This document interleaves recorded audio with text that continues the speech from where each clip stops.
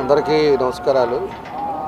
ఈరోజు అందరం కూడా ఒంగోలులో సీనియర్ తెలుగుదేశం పార్టీ నాయకులు, అదేవిధంగా జనసేన వాళ్ళు, అదేవిధంగా మా ఎక్స్ కార్పొరేటర్లు, మా ఎక్స్ మేయర్ గారు అందరం కూడా ఈరోజు పాప బర్త్డే అయితే దాని సందర్భంగా ఈరోజు నాతో పాటు ఒక ఇద్దరు ఎమ్మెల్యేలు అందరం కూడా కలిసి ఈరోజు దర్శనం చేసుకున్నాం. చాలా సంతోషం.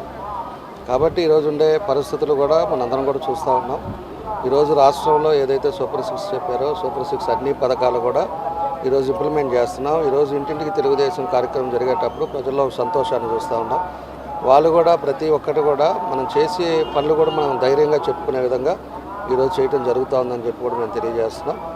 అదేవిధంగా ఈరోజు ఒక మంచి ఎన్డీఏ కూటమిలో ఎన్ని ఇబ్బందులు ఉన్నా కూడా ఈరోజు అన్ని కార్యక్రమాలు కూడా ఈరోజు ప్రభుత్వంలో జరుగుతున్నాయని చెప్పేసి కూడా మేము తెలియజేస్తున్నాం.